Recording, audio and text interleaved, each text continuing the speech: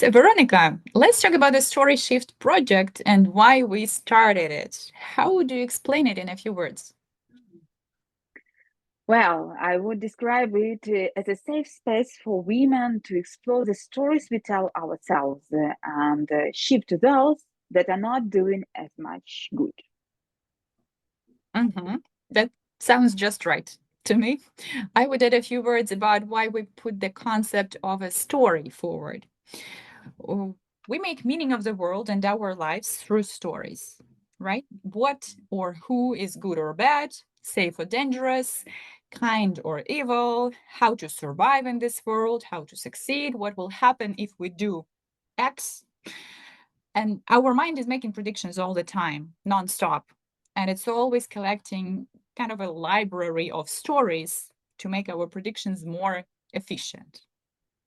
You mean it's like our knowledge base, a manual that we use to live our life, making subconscious or conscious decisions on how to think, feel, and act. Do you agree? Yes, I do.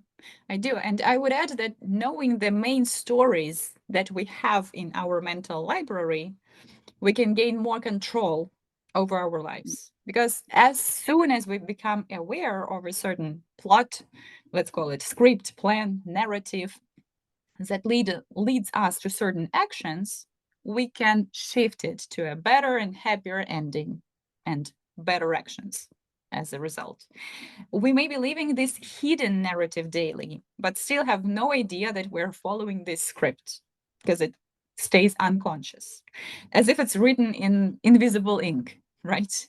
But there is a Mm, way to make it visible. mm.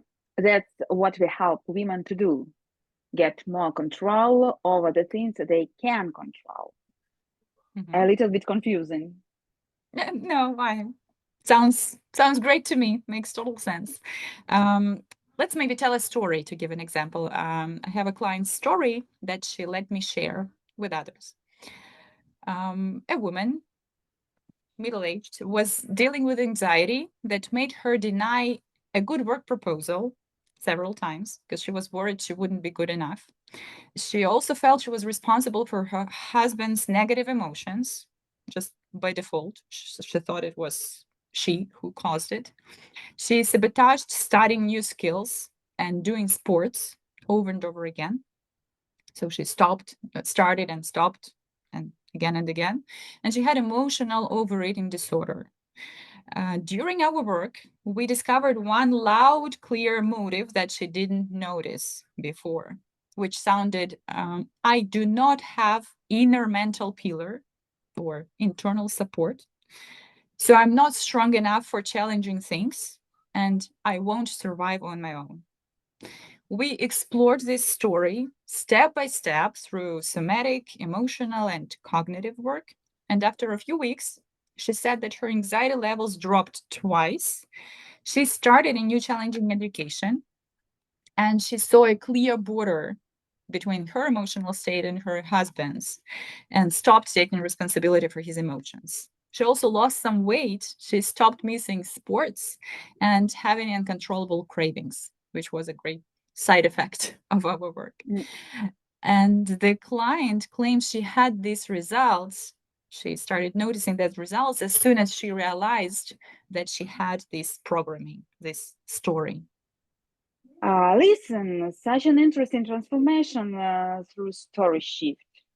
Mhm. In my practice, I can admit that the shift in the mindset can reduce anxiety, set new goals, and establish boundaries in personal relationships.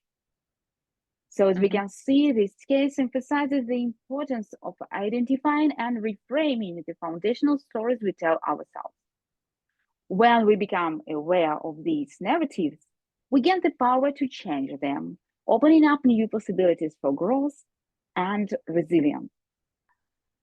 To help you to uncover underlying narratives, you can ask yourself, what core belief or stories am I telling myself that might be limiting my potential?